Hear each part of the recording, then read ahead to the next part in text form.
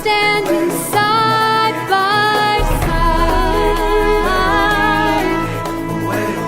What it takes to come alive.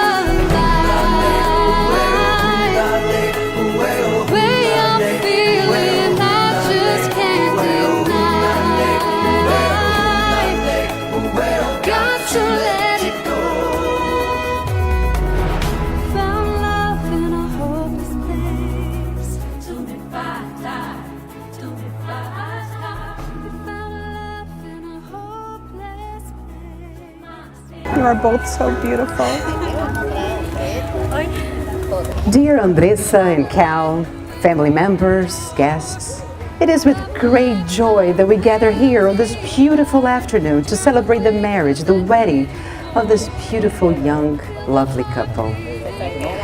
Familiares, convidados, é com muita emoção que nos reunimos hoje aqui para juntos celebrarmos o casamento desse jovem e querido casal. The same exuberance, charm and romance of a Titanic.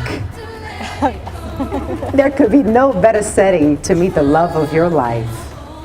But despite all its glory, having worked on board for 7 long years, our bride knew just how lonely it could be and how detached one can become in a lifestyle like that. And that was just when our groom came along. Fresh for his first contract ever, he came into her life as a co-worker, someone she would soon see come and go. But there was something different about Cal. Something she couldn't quite put her finger on, but for some reason, talking to that big guy was so easy. And spending time with him was fresh, like the air coming from the ocean. We started hanging out as friends on the crew bar, on their breaks, at parties. And in long conversations, never once was there any awkwardness. Never once did they run out of things to say to one another. Even on a magic day off in Norway, where they could easily explore so many other different options, they still chose to stay together. They chose each other's company. E ali, entre os fiordes e as montanhas, passeando calmamente pelas ruas, maravilhados com os museus, eles perceberam que, apesar de terem pontos de vista tão diferentes sobre praticamente tudo na vida, mais importante do que isso, eles tinham muitas afinidades.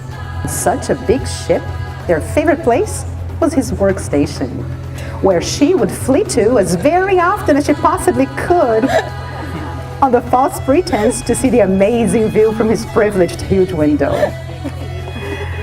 And there, sitting close, side by side, engaged in increasingly longer and more meaningful conversations, except for the two of them, everyone had already realized that something was going on. And then one day, late at night at a crew party, when our bride decides to call it a day, our Chevalier groom offers to escort her safely back to her room. To protect her, from whatever many dangers you can have inside a cruise ship. And by her door, he sweeps her into his huge arms to a first kiss even more romantic than the one we saw in the Titanic movie. And inside her room, as she was trying to catch her breath back, the phone rings. And on the other end of the line, it's our Cal. Who called just to say he forgot to say goodnight. How romantic. How cute this is, this big guy. On their first vacation together, before heading off to Malta and Ibiza, he insisted on taking her home to introduce her to his parents, the chosen one.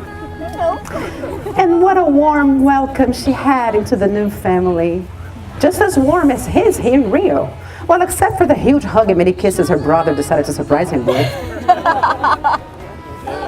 A more romantic gesture than the first kiss, on their farewell night, he decides to treat her to a gala dinner. And there, somewhere between the foie gras and the lobster, he pops not only the champagne, but the big question. And her answer is what brought us here today on this beautiful afternoon.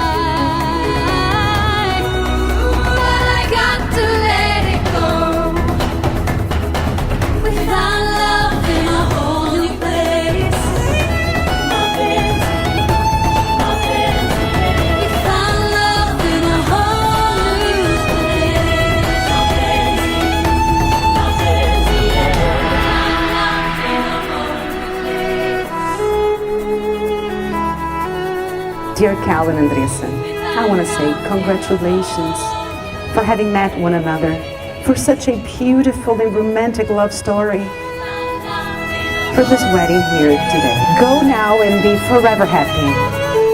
Oh dear.